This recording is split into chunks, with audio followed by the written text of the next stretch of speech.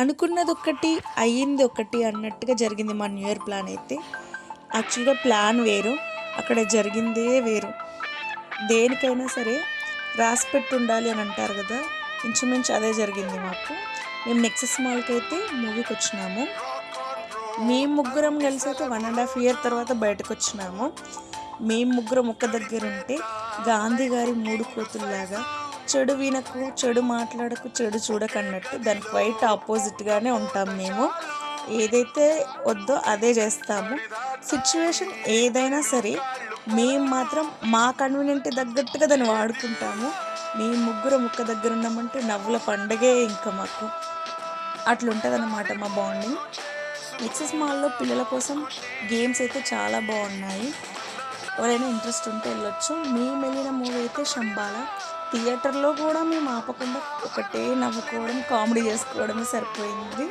Shambhala movie చాలా బాగుంది, పర్లేదు. ఎండింగ్ అయితే సింపుల్గా ఎండ్ చేసిన కొంచెం హర్రర్గానే ఉంది, పర్లేదు, మరీ అంత అదేం లేదు.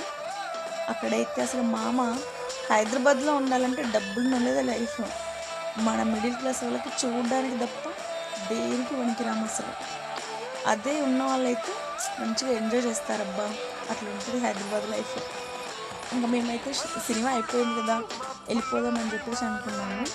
ఇంకా ఇంటికి వెళ్ళిపోయి తినేసి బొమ్మ పడుకుందాం అనుకున్నాము. మళ్ళీ హాఫ్ డే ఎందుకు వేస్ట్ చేయడం, నియర్ బై ఏదైనా అంటూ చూసేసి వద్దామని చెప్పేసి అనుకున్నాము. అప్పుడు గూగుల్లో సెర్చ్ చేస్తే మాకు గండిపేట లేక్ చూపించింది అన్నమాట.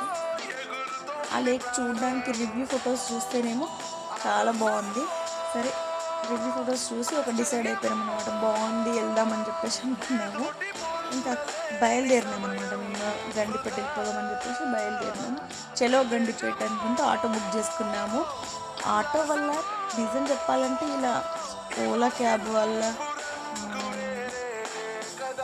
ర్యాపిడోస్, ఊబర్ వీటి వల్ల ఆటో వాళ్ళకి చాలా నష్టం జరిగిన, మాలాగా తిరుగుడు సోకున్న వాళ్ళకి మాత్రం నిజంగా బెనిఫిట్ అనుకోవాలి. ఎక్కడికంటే అక్కడ బుక్ చేసుకుని హ్యాపీగా వెళ్ళిపోవచ్చు.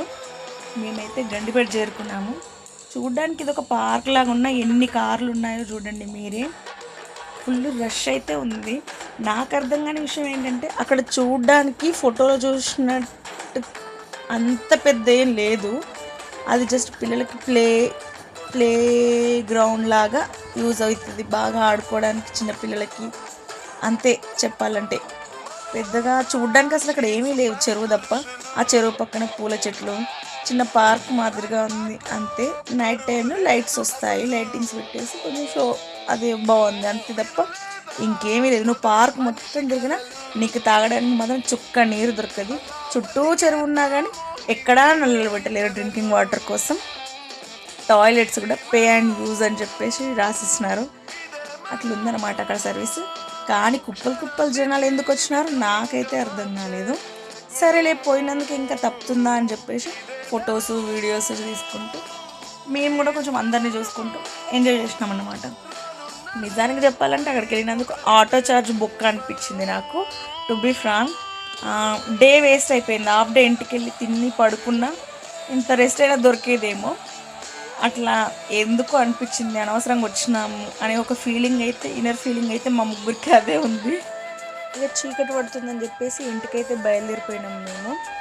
వచ్చేటప్పుడు అసలు మా తిప్పలు ఇంకా దేవుడు గుర్తొచ్చినాడు దెబ్బకి, అంత దూరం అనవసరంగా వెళ్ళినామేమో అనిపించేసింది. ప్లీజ్ సబ్స్క్రైబ్ చేసుకోండి, బెల్ ఐకాన్ ఆన్లో పెట్టేసేయండి.